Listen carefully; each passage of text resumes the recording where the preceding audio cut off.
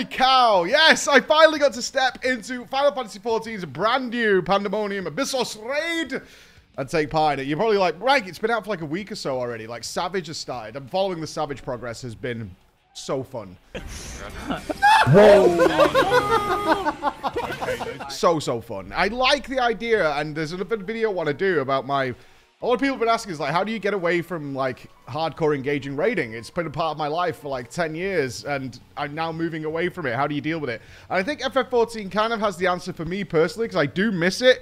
But at the same time, I don't miss being committed to, like, 3 or 4 nights a week of my entire life perpetually, as I was in a raid guild. I don't miss that at all. My lifestyle doesn't even account for that anymore with kids and things like that. So I've got a video coming up where it's going to be a bit more of an in-depth nerd talk about that. But... I was watching the Savage Progress all day yesterday, and it was finally time for me to step inside the raid. So if you're not aware, because we stream to so many people, and they do want to see and experience the thoughts going through it, but FF14 is considered really precious. If you're a WoW player, you're like, what are you talking about? It's like, they don't want... The story is very precious and very cared for. Even the raid story, yes, the raid story is considered very, very precious, and people want to enjoy it in their own way, in their own time, see where it goes, and then come back and watch it. And I'm totally okay with that, because honestly, I didn't play Final Fantasy for literally years and years and years, and everything is still waiting for you to play basically as if you were there at the current time. So it's not a big deal to me whatsoever. So this week, as with Savage was coming out, we were obviously going to be watching Savage. There was lots of ideas of casting Savage, but none of them bore fruit in terms of what we would be doing. So next time, we're probably going to do our own event and just manage it that way, rather than seeing if somebody's doing something and then jumping on board with it.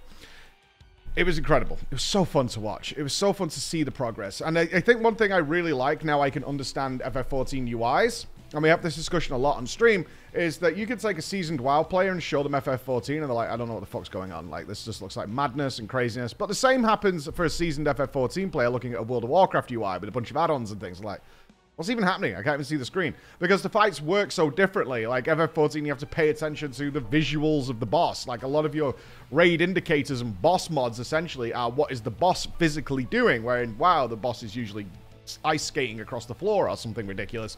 And it doesn't make any goddamn lick of difference. And one of my earliest guides for World of Warcraft has been...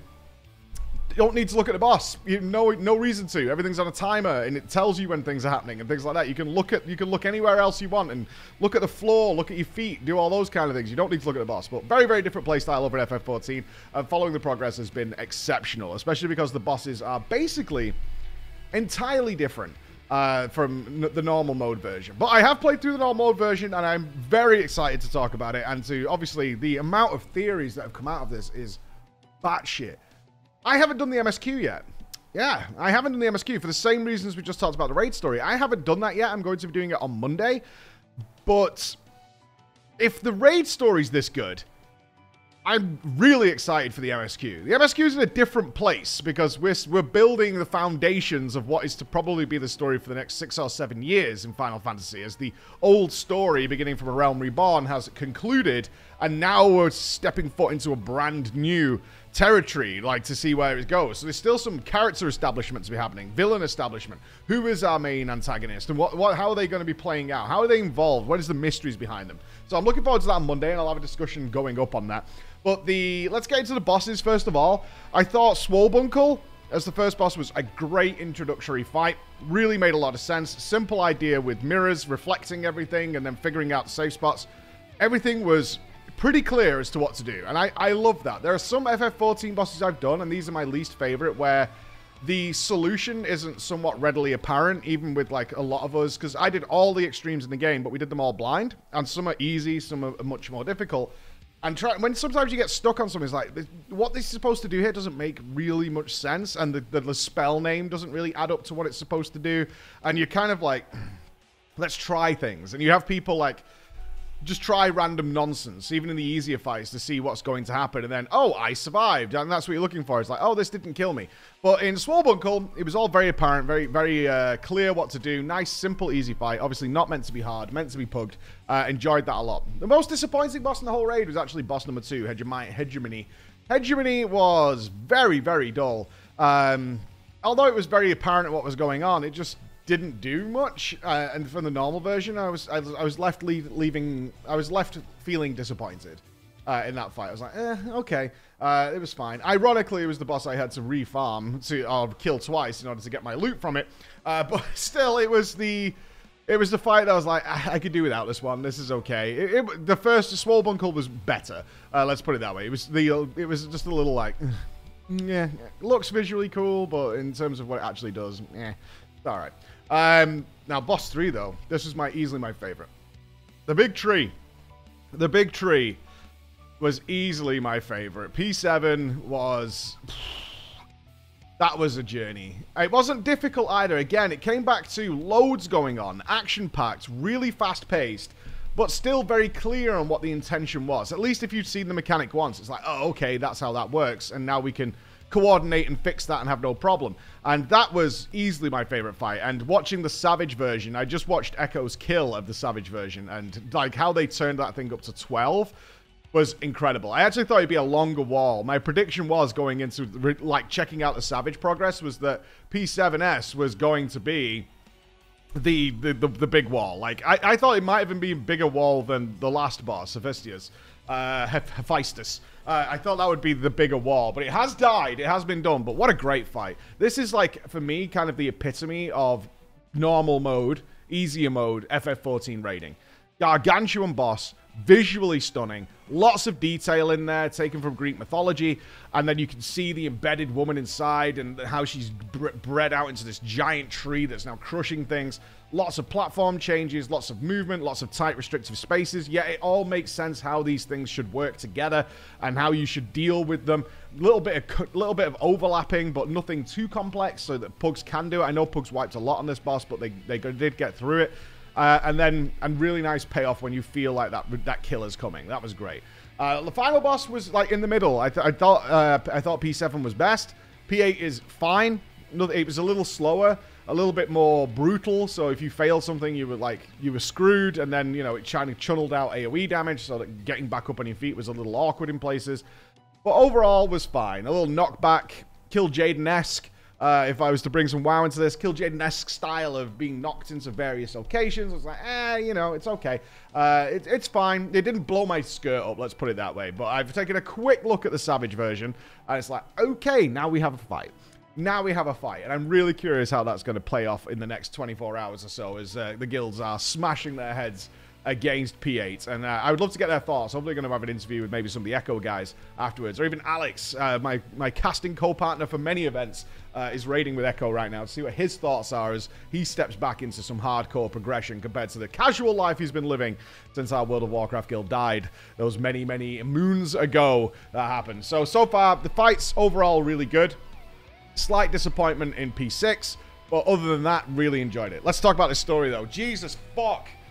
Woo! God damn. God damn. Okay, so I think this happens to a lot of us is because now I'm experiencing it in segmented, up-to-date forms. I've forgotten some of the details from the last time we were in Pandaemonium, all those months ago. And then the raid continues on. But quickly I remembered like who Eric was, and La Habrea was involved, and I was like, oh, okay, yeah, okay, the character's going back to me. But thankfully, they've essentially made it a totally different self-contained story. And I really appreciated that, because I couldn't remember for the life of me some of the details. Of course, the creatures are broken loose, there's some sort of mystery going on. But it starts with a mystery. I really loved this. I really loved it. It starts with a mystery of, spoiler warning, 5, 4, 3, 2, 1. Elidibus quizzing the keywords and stuff and the communications outside and infuriating them as if they haven't got their shit together. I like this. It's like, okay, so who sent the message to say everything is fine in Pandaemonium? Who's telling you these things? And have you verified who's sending these things? And like, well, we don't do that because, the keywords are trusted people. We verify that it comes from a person of authority within inside. And how dare you look at us who are these masters of Elpis, where we're doing all this creation work, and you question our methods and getting a little touchy and infuriated with it, only to be like, okay, there's something more going on. And as we delve inside, it was like a battle. Who's the worst father? Only Final Fantasy X players will get this, but is it Jecht? Or is it La Brea? One of those two is the worst father in the history of Final Fantasy, and they were both vying for competition as to who will achieve such a goal. But, as always, they really got that story going. They really got that story going as to the reasons behind it. I obviously suspected, I've already given the spoiler warning, I obviously suspected Mommy was going to be a bitch. There was too much inkling there, and it's still Final Fantasy XIV is like, oh, Eric loves his mummy, and there's a mystery surrounding her death, and he doesn't know the answers, and La Brea is not saying anything. So she's going to turn out to be a total douche nozzle, because this is pre the La Brea we've seen all the way back when he was wrecking Thancred's dreams and hopes. You know what I mean? This is old school professional La Brea, who was like, yeah, they did the best of me. But it's actually really a heart-wrenching story of ripping out this part of him, this seed. And obviously, I don't know whether they borrowed from Inception or they could have borrowed from many novel stories about the idea that, about the process that an idea has been planted within you from Mommy, and it festers and it grows, and you can't get rid of an idea. Once it gets in there and it spreads its wings, it's very difficult to let go of that concept. And the fact that Mommy did implant that into him, and he was like, oh, I now have to rip out emotion and drag it out of me and bury it deep inside Hephaestus so that this creature can take this away from me and I can be the person I need to be, while simultaneously it's for his duty. Like, he's so duty bound, he must protect the star. That's his objective. That his La Brea, as the title suggests. And therefore his son must not be sacrificed in terms of his physical life, but sacrificed in terms of his sort of affection, love, and for his son must disappear. And I was like really, really digging this, and I thought the overall story was great. But it did lead, of course, and this is why I'm so excited for the MSQ as well, to much speculation. Much. Jesse Cox has done a wonderful little theory craft of throwing his videos out there. I just have questions. Now we have seen that Pandaemonium has appeared in modern day Labyrinthos. It's down there in the ethereal sea. We can see it. The question has to come up. Is somebody from past Elpis, all those eons ago, going to come through to modern times? And if so, who is going to come through to modern times? Because there seems to be a gateway. That's what I saw when they showed that. I was like, who's coming through that? Because if it can get here, then somebody can get out. Now they may just go with monsters, but you have to believe now they've built this bridge between Elpis and Labyrinthos that something's going to happen there. Now I would imagine it's somebody associated with the raid, so whether La Brea would come through. I mean, there was obviously a lot of La Brea in the video, which we know was tied to the raid and the Buried Memories tagline that goes with it. Interesting. Especially if La Brea came through in some form and was like... I mean, I don't know how the timeline would work. I kind of go along with the Avengers timeline. Is like, well, that was your timeline, so no, you coming through here doesn't erase what happened in the past. That happened... But now we have a new timeline where you're in here. We've like veered off and things like that. So I'm very curious to see how that plays a part in what goes on. There's also a Zem could come through. I mean, Endless Emmet could come through. We might get Hitler. I always get his fucking name wrong. Hitler Daddy. You know what I mean? Emmett Stark's best friend. Maybe someone like that comes through. It'd be interesting to see where they go with this and whether they would tie a raid story to such an earth-shattering main world situation that could come through this. And vice versa, the suggestion that somebody in modern era is involved in this. I was like, oh, who could that be? I know, this is why you get so invested in the story. You might be laughing if you're a WoW guy and like, you consider the story precious. Yeah, because it's really kind of the dramatic effects of a living, breathing world. That different characters being involved in different areas of the game actually like pays off massively. Right, like a good story should. It's very unlike and very disappointing. And I talked about this before I played FF14. This isn't my bias or anything like that. It always was very upsetting to me in FF that big events would happen and then there'd be no real-world significant consequences from that. Whether Queen Ashara sank all the fleets in Battle for Azeroth, sank all the fleets, yet we were still freely shipping between the islands without any issue whatsoever. We weren't getting like attacked whatsoever. Or a giant sword buried its way into Azeroth and no community or city settlement was built around that, despite the obvious interest and tourism essentially that would arrive there to see this ridiculous situation that's occurred with their planet. you would expect a goblin city to be set up there relatively quickly, and that would have been a real-life consequence or reaction to that situation. And in FF14, they do that. When players, you could go and visit characters who have now moved location depending on where I'm in the story, and they're doing their own thing. They're getting on with their lives. You could do that. You can see that regularly. The after effects of things that you've done in the past through the story actually reflect into the real world, and there's consequences. Towns move, villages are completely different in terms of the personalities and things that go on there. So it's really interesting to me. Is like, who is in the modern era who might want an ancient to come through to modern times? Because that's where my brain is. Might not go that way at all. It might just be a case of they send it back. Could be that as well. But why create this opportunity? Why create this tunnel, this bridge, this linkway between Elpis and the modern times if they can get them out of the Ethereal Sea, which you imagine ancients probably can deal with the Ethereal Sea, and come out of there? And what dramatic effects that might have on the wider game, which would be very, very, very interesting. As far as I know, and someone could correct me, I don't think that the raid stories have ever given a dramatic change to the MSQ other than mentioning it happened in the MSQ. So I'm thinking back to the things with Alexander. I don't think that did. Coils, yes, we got some backstory with Alizé and Alphino, which gives a lot of context to things later on, but I don't think it had an earth-shattering change, or a character came out of the raid that had some effect on the main story. Now, I have to imagine Reen and Gaia would in the future, because there's no way they're going to leave those characters alone. At some point, we're definitely going back to Norvrent, and we're definitely probably going to see Gaia and Reen again. My suspicion is there'll be some sort of time jump, and we'll see a grown Reen and a grown Gaia in terms of what they're doing, and some conflict could develop there because of their somewhat different past, despite their early childhood friendship. They might go with a Dumbledore, what's he called?